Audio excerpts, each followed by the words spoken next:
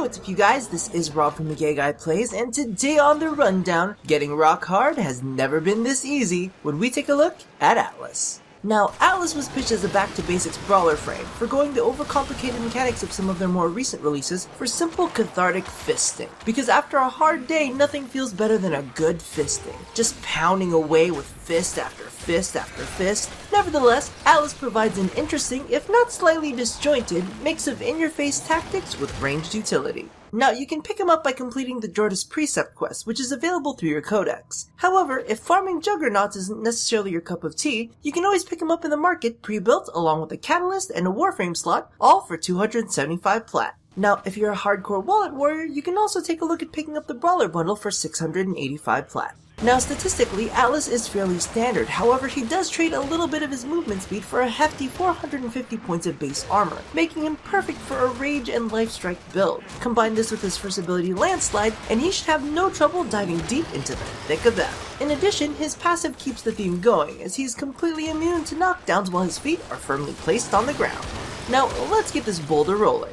Atlas's first ability, Landslide, launches him towards his target, dealing 400 points of damage to them as well as all surrounding enemies within a 1.5 meter area of effect. If Landslide is recast within a 1 second window, which should show up as a timer on the HUD, the next attack will deal bonus damage and will have a reduced energy cost. In succession, his first attack will deal the base damage, the second attack will deal double the base damage, and the third as well as the following attacks will deal 4 times the base. However, do note that the third attack in the combo string is a devastating uppercut that will ragdoll enemies away, and does make it a bit difficult to continue the chain.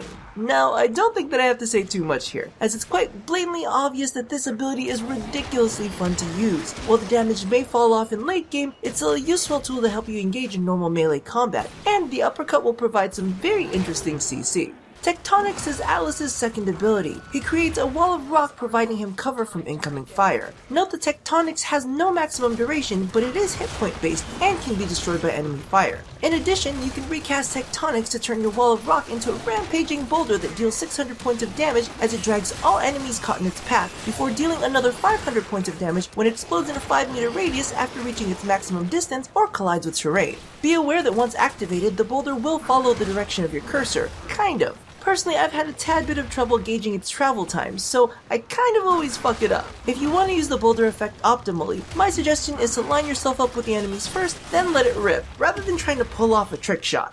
Atlas's next ability is Petrify. When toggled on, he unleashes his gaze, staggering all enemies within 14 meters and a 60 meter field of view, as he slowly turns them into stone. Once encased, enemies are rendered unable to move or attack for 20 seconds. Now, do note that enemies closer to Atlas will be the first to harden up, while those further away take a little more time. Now, due to the particle effects, it can be a bit difficult to spot when everything has gone stiff. However, if you listen closely, there is a crusty little audio cue that goes off as each target is rendered helpless. Now, honestly, if it weren't for the limited range and the fact that it renders you unable to act while you channel it, this would easily be one of the top tier control abilities in game. A quick tip for this one is that while you can't sprint or jump while this is toggled on, you can roll, so use it to adjust your position just in case you've missed a couple. Now, Atlas's final ability, Rumblers, animates 2 rock elementals to fight alongside you. For the most part, they'll engage with melee attacks that tend to stagger and can even ragdoll enemies, but they can also occasionally throw stones if need be.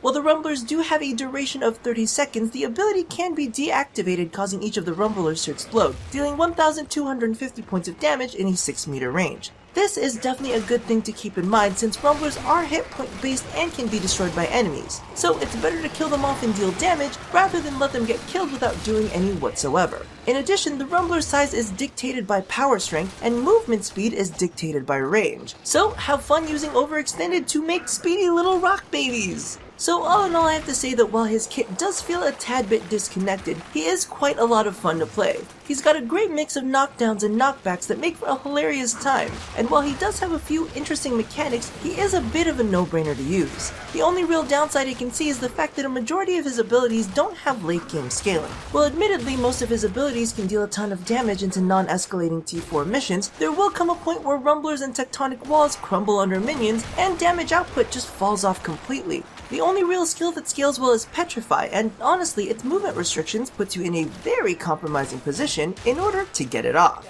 Regardless, endgame scenarios don't always equate fun. At the end of the day, the point of the game is to keep you entertained, and let's face it, there is nothing more fun than erecting some rock-hard units. So thank you all for watching another episode of The Rundown. Be sure to check out my previous episode on the Doriga, as well as the update 17.5 overview, which is chock filled with weapons and cosmetics released with that patch. Now, don't forget to do all the things that I ask you to do at the end of every one of these, and as always, remember, a good fisting is a great way to de-stress, here at A Gay Guy Plays. So, fisting little baby rock monsters, and what amounts to the closest thing Warframe is ever gonna get to a Katamari ball. All in all, I think it was a pretty successful update.